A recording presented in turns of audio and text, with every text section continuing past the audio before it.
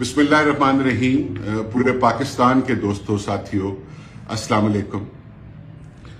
मैं आज सुबह इलेक्शन कमीशन में पेश हुआ था। मेरे साथ वकला थे, मेरे पैनल हाजी इमानुल्लाह साहब थे, वकास इफ्तिखार भट्ट साहब थे और हमें बड़ी अच्छी रिस्पांस मिली इलेक्शन कमीशन से। उन्होंने आरओ को नोटिफिकेशन हुक्म दिया है कि तमाम जो रिकॉर्ड है वो वहां पे लेके आए और तब तक के लिए हमारी इस्तदा ये थी कि आप इसको स्टे भी कर दें इस मामले को, और हमें वर्बली उन्होंने यकीन दहानी भी कराई कि ऐसा हो जाएगा। बल्कि चीफ इलेक्शन कमिश्नर ने बड़ी मेहरबानी की और उन्होंने एश्योरेंस दी मुझे कि जी जस्टिस विल बी डन।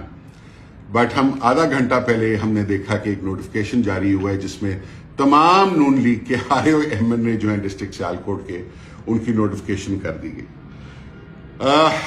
ये तो आपको पता है कि क्या हो रहा है, मुझे इस पर तफसील में जाने की जरूरत नहीं है। बट मैं स्पेसिफिकली अपने हलके के बारे में ये चैलेंज करना चाहता हूं। ये NA 45 के तमाम फॉर्म 45 की कॉपी ओरिजिनल हमारे पास है।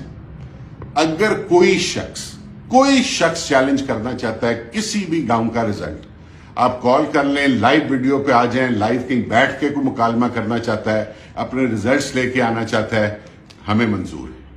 अल्लाह ताला ऊपर देख रहा है, अल्लाह को जान देनी है। और साथ ही हमने एक्सेल शीट भी तमाम कैलकुलेशंस एक लास्ट डॉट तक करके हमने जमा करा दी हैं इलेक्शन कमीशन ऑफ पाकिस्तान। हमें अल्लाह के घर से बड़ी उम्मीद है। मैं ना उम्मीद नहीं होता, कभी भी नहीं होता। मेरे कप्तान ने मुझे सिखाया और अल्लाह ने भी ये कहा है, मायूसी गुनाह है।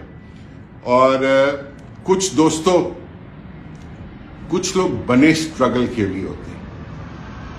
अगर ये मेरी किस्मत में अल्लाह ने लिखा है या अल्लाह ने मेरी बेहतरी इसमें लिखी है कि मैंने आप लोगों के साथ मिलके इस मुल्क के लिए इन चोरों को बेनकाब करना है, इन डकैतों को बेनकाब करना है और सारी उम्र स्ट्रगल करनी है, तो मैं तैयार हूं। मैं इमरान खान के साथ मिलके ये स्ट्रगल करता रहूंगा। इट डज नॉट मैटर कि ये रिजल्ट क्या आता है, ये कॉज हमारे रिजल्ट से बड़ा है। आखिर में मैं एक ट्वीट की मोहतरमा नौशीन इफ्तिखार साहिबा ने कल या परसों मुझे वो व्हाट्सएप के ऊपर भेजी लोगों ने। मैं यूजुअली कोशिश करता हूं कि मैं ऐसे जवाब ना दिया करूं, और खास करके खातून का मैं बहुत ज्यादा इज्जत करता हूं और इनकी भी बड़ी इज्जत करता हूं। मगर अगर किसी को खुद ही शौक हो कि उन्होंने जवाब सुनना है हर हाल में, तो उसके पास फिर मेरे पास कोई चारा नहीं रह जाता। मोहतरमा, आपने कहा कि अल्लाह फिर मेहरबानी करेगा और अल्लाह इज्जत देगा।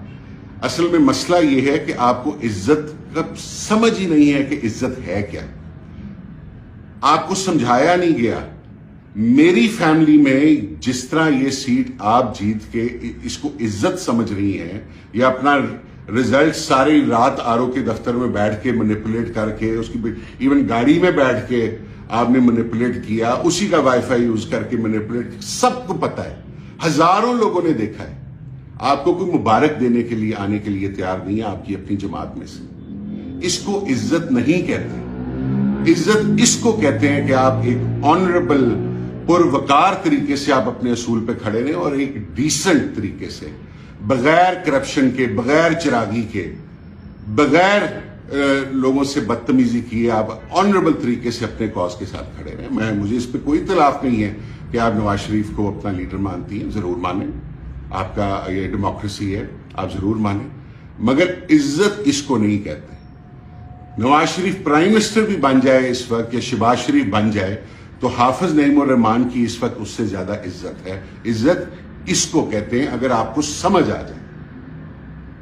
हर बंदा हाफिज नईमुर रहमान का हाथ चूमना चाहता है। 25 करोड़ अवाम, चाहे वो किसी पार्टी का भी, जो TLP ने स्टैंड लिया है, उसको इज्जत कहते हैं। इसको इज्जत नहीं कहते जो वहां पे गुंडागर्दी बदमाशी करके आप लोगों ने ये जो रिजल्ट लिया है, इसको इज्जत नहीं कहते। कुछ लोग हार के भी जीत जाते हैं, इसको इज्जत कहते हैं। और आपने बिल्कुल ठीक लिखा है कि अल्लाह ताला इज्जत देने वाला है, और यही मेरा बिलीफ है। फिर आपने कहा कि हम फिर मैदान लगा लेते हैं। जब आप कहें, जिस दिन आप कहें, मैं हाजिर हूं, मैं आपकी पूरी तसल्ली कराऊंगा इंशाअल्लाह। जब आपका دل کرے. میری ریکویسٹ ہے کہ ہم آپس میں ان چیزوں میں نہ الجھیں، بلکہ اللہ جس کو اس کو دے، عزت دے، اس کو تسلیم کرے. پاکستان زندہ باد.